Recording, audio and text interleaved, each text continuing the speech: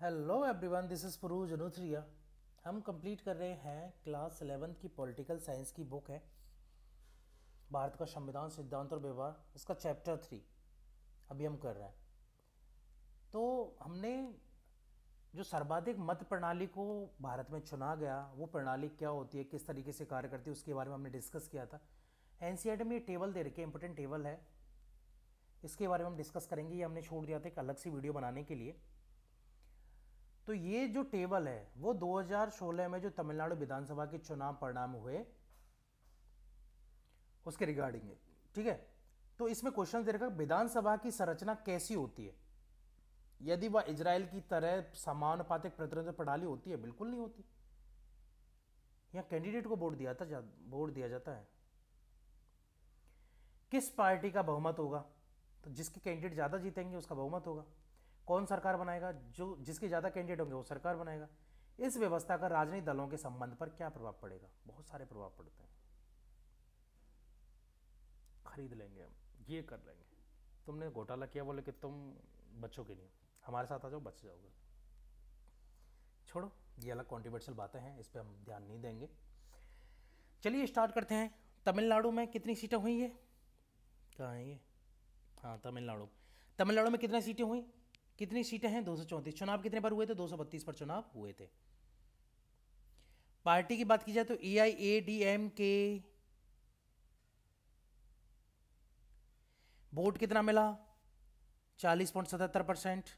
Seat कितनी मिली, 135 seat मिली।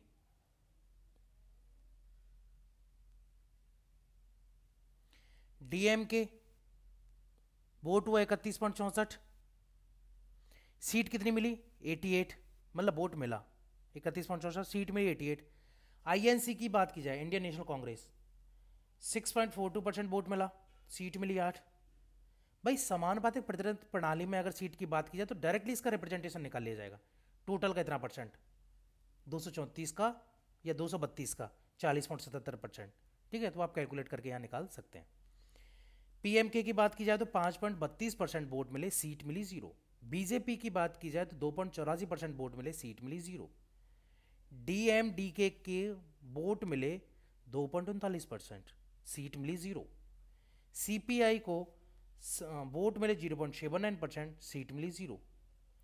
IUML को vote मिले 0.73%, सीट मिली 1।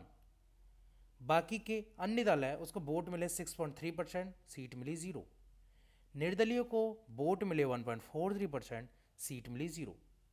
नोटा को वोट मिले 1.3%, इसको तो कोई सीट वैसे भी नहीं मिलती है ना। नोटा का मतलब है कि आप इंटरेस्टेड नहीं है किसी भी कैंडिडेट में, तो आप नोटा का जो है बटन दबा सकते हैं। क्लियर। तो ये टेबल जो है आपके एनसीईआरटी में दे रखी है। एनसीईआरटी में दे रखा है तो देखो आरपीएससी के पर्सपेक्टिव से तो काफ़ी ज़्यादा इंपॉर्टेंट है, क्योंकि उसमें जो है इस तरीके का डेटा पूछ लिया जाता है। तो आप एक बार थोड़ा पता होना चाहिए आपको, थोड़ा रीड कर सकते हैं आप इसको। और समानुपातिक प्रतिनिधित्व प्रणाली कैसे निकाली जाती है, तो उसमें क्या होता है, डायरेक्टली रेशियो निकाला जाता है। जितने परसेंट वोट मिले उसी का उन सीटों के हिसाब से रेशियो निकाल लो। तो 232 का 40.77% निकालोगे, जितनी भी सीटें होंगी वो आ जाएंगी। क्लियर है। तो चलिए फिलहाल के लिए इतना ही, आगे हम फिर आएंगे आपके लिए एक नया टॉपिक लेकर। तब तक के लिए थैंक